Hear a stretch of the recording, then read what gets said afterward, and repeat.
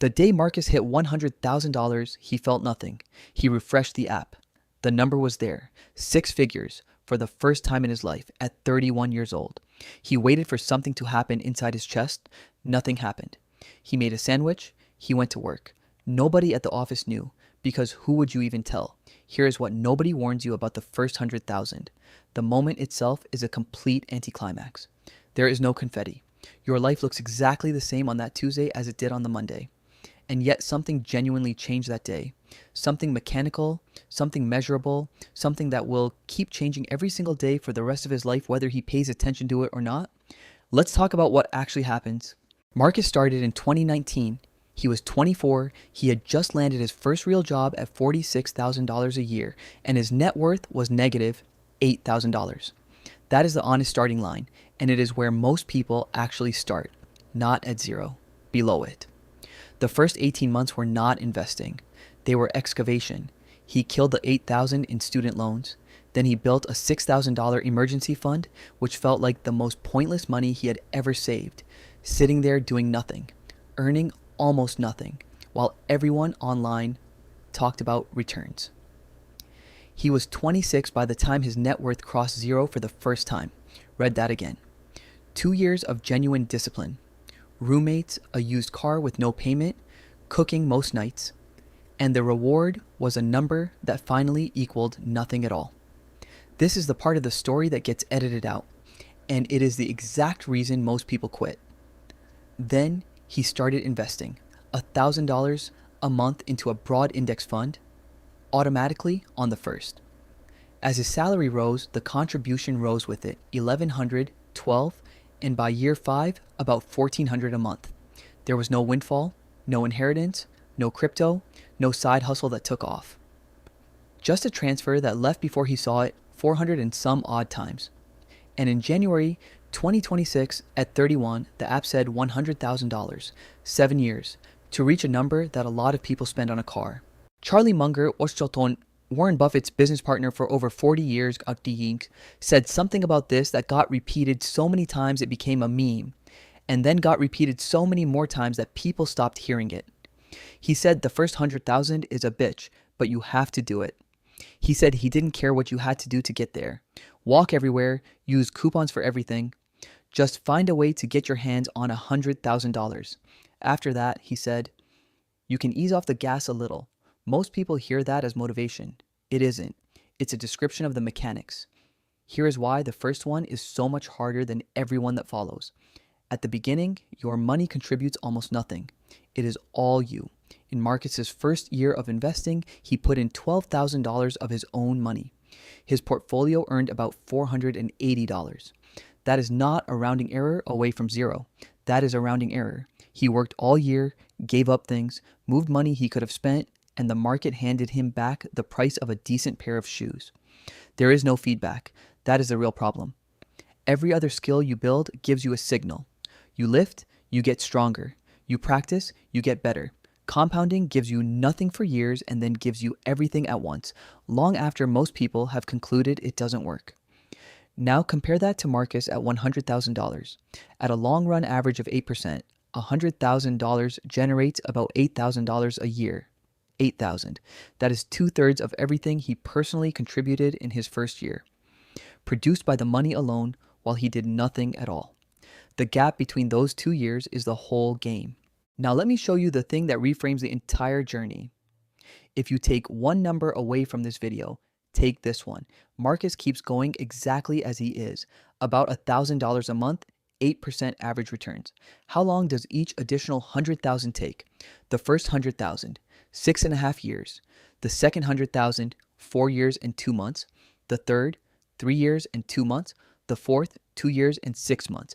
The fifth, 2 years and 1 month.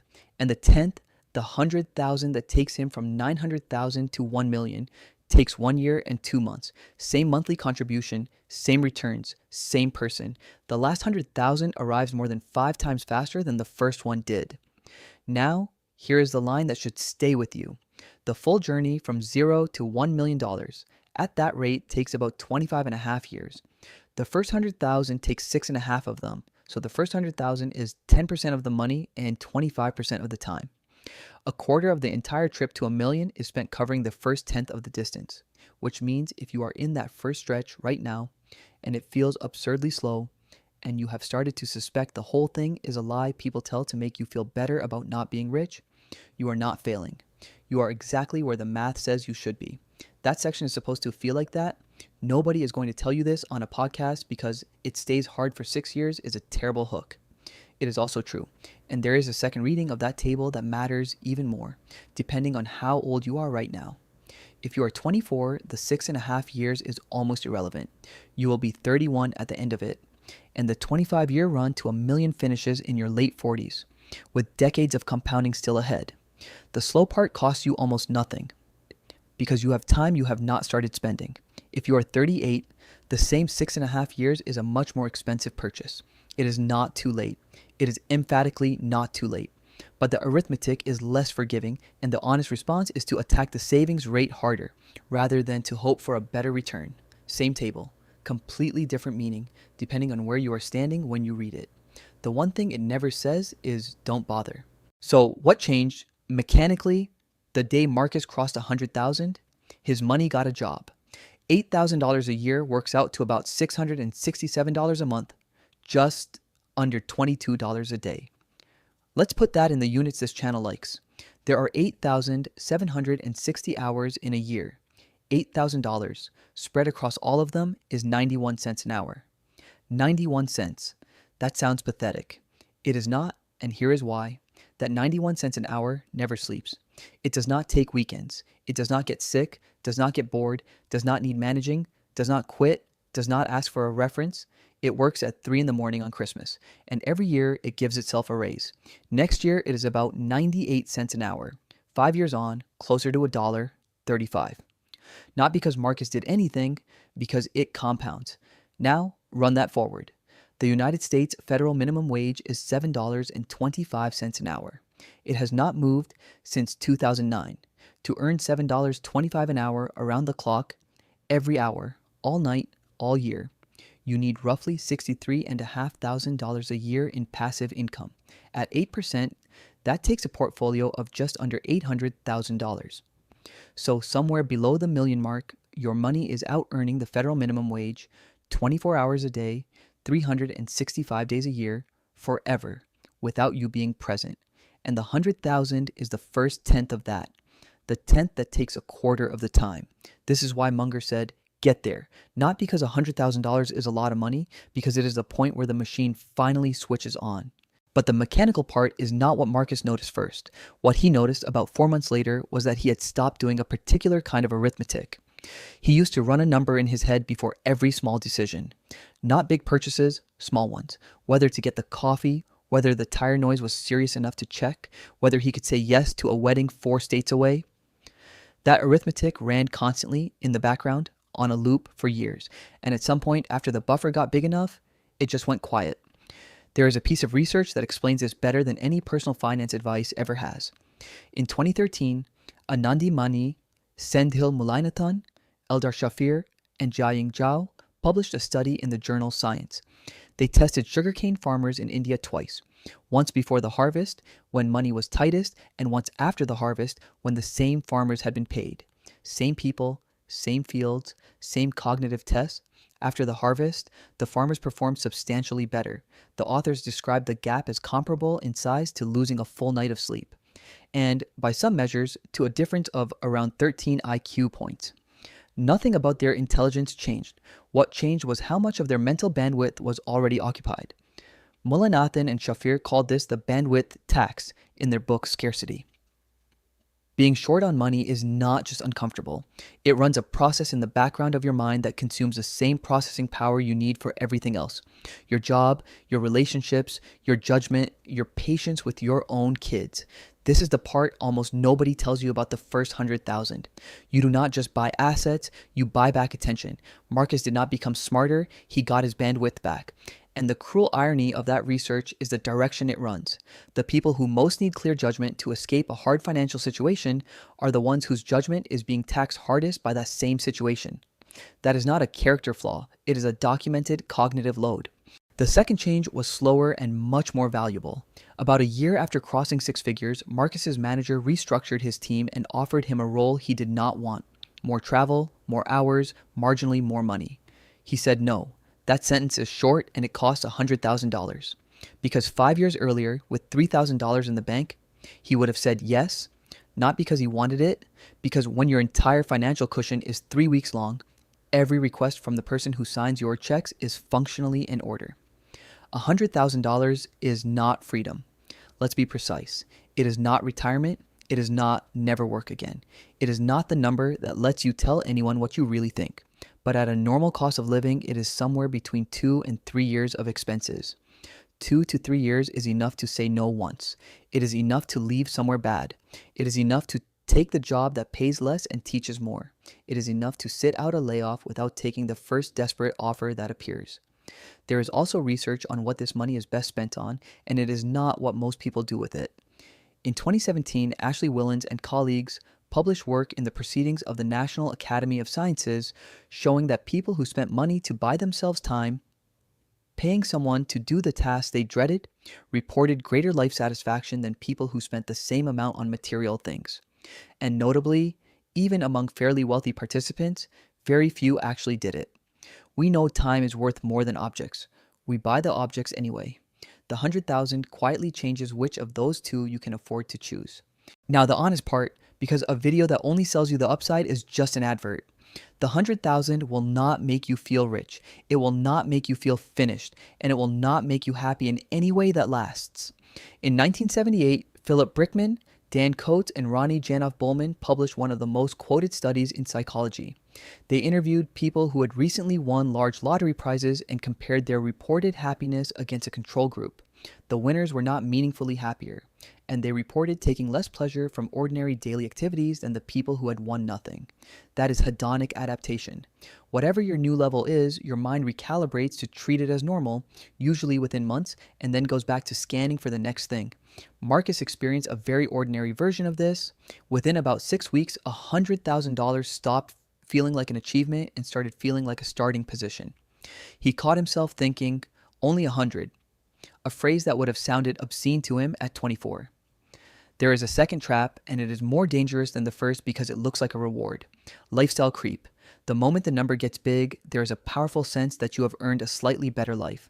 A nicer apartment, the upgraded car, the holiday you deferred.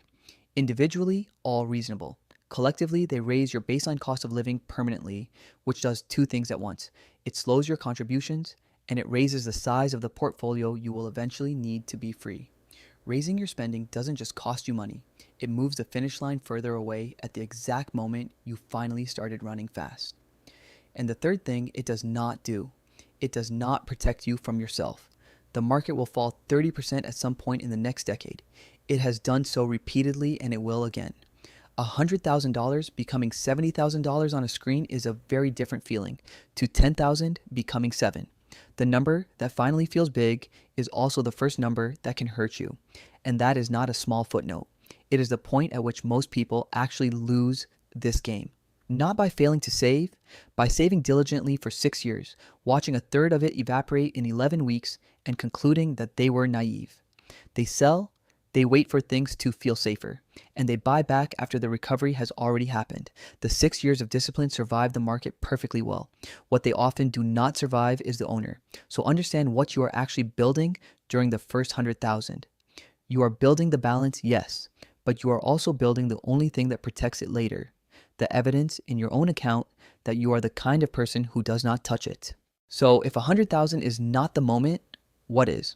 There is a specific point on this journey that deserves far more attention than it gets, and it does not have a nice round number attached to it, which is probably why nobody markets it. It is a crossover point, the moment your portfolio earns more in a year than you contribute to it. For Marcus, contributing $12,000 a year at 8% returns, that happens at $150,000. Think about what that means. Below that line, he is the main engine and the money is helping. Above it, the money is the main engine and he is helping. Everything before the crossover is you pushing. Everything after it is you steering. At 100,000, he is close. 2, maybe 3 years out, which is why the 100,000 matters so much, not for itself, but because it puts the crossover in view for the first time. And there is one more marker worth knowing from the other end. In 1994, a financial advisor named William Bingen ran historical market data to answer a simple question: how much could a retiree withdraw each year without running out of money? His analysis, later supported by the Trinity study, produced what became known as the 4% rule. The rough idea that a portfolio could sustain withdrawals of about 4% a year over a long retirement. It is a guideline, not a law, and it has been argued over for 30 years, but it gives you the shape of the target. At 4%, $100,000 supports about $4,000 a year. That is not independence. That is a phone bill and some groceries, but it is the first real evidence in your own account that the mechanism is not theoretical. It works. You have watched it work. You now just need to let it run. And the running is the part that costs almost nothing. So here is the practical part, and I want to be specific rather than inspirational. 1. Automate it so the decision only happens once. Marcus's transfer left his account on the first of the month before he had seen the balance. Over 7 years, that is roughly 84 deposits he never once had to feel motivated to make. If the money hits your checking account and sits there waiting for your discipline, you will lose that fight some months, and the months you lose are always the months you most needed the deposit. 2. Protect the savings rate before you chase the return. In the first few years, your contribution is almost the entire result. Remember, Marcus's $480 of growth against $12,000 of his own money. Someone saving $1,500 a month into a boring index fund will destroy someone saving $400 a month into whatever is being promoted this quarter. Arguing about which fund to pick while your savings rate is 5% is rearranging the deck chairs. 3. Get the emergency fund in place first, even though it feels like a waste. 3 to 6 months of expenses, in cash, boring, earning very little. The Federal Reserve's own household survey has repeatedly found that a large share of American adults, around a third, could not cover an unexpected $400 expense with cash. The emergency fund is not an investment. It is the thing that stops one bad month from forcing you to sell your investments at the worst possible moment. 4. Bank the raises instead of absorbing them. This is the single highest leverage habit in the entire list. When your income rises, send at least half of the increase straight to the investment and let yourself enjoy the rest. Marcus went from $1,000 a month to $1,400 without ever feeling poorer, because he never got used to spending the difference. 5. Do not check it. Compounding is boring by design, and the checking is where the damage happens. Because seeing a number that has barely moved is what makes people conclude it isn't working and stop. Once a quarter is plenty. Anything more is entertainment, and it is the expensive kind. And a note on the shape of the whole thing. Thomas Stanley's research for The Millionaire Next Door found that most American millionaires were first generation. They had not inherited it, and they had gotten there through unglamorous, sustained saving rather than spectacular income. Morgan Housel has pointed out that the overwhelming majority of Warren Buffett's net worth was built after his 50th birthday. Time in, not timing. The boring version is the version that works. Marcus is 32 now. The number moves on its own in a way it never used to. Some months it goes up by more than he put in, and that still strikes him as slightly unfair. He has $120-something thousand, a job he could leave, and about 2.5 years of expenses standing between him and any decision he needs to make. He did not become wealthy. He became difficult to push around. That is the honest description of what the first 100,000 does. It does not change your life. It changes your options, and it changes what your money does while you are asleep. And here is the part I want you to sit with. The 7 years Marcus spent on the first 100,000 were going to pass anyway. That is the thing about that stretch of time. He did not buy it, borrow it, or find it. It was going to happen to him regardless. The only question was whether anything would be different at the end of it. Which brings me to the only question that actually matters here. If you started today, the boring version, the automatic transfer, the amount that feels almost too small to bother with, where would you be in 7 years? Not where would you be if everything went perfectly. Where would you be if it went normally? Run that number. Actually run it. Then tell me what you got in the comments and tell me whether it was higher or lower than you expected. Because the first 100,000 is not really about the 100,000. It is about proving to yourself, with your own money, in your own account, that the thing everybody says works actually does. After that, You are not starting anymore. You are just continuing.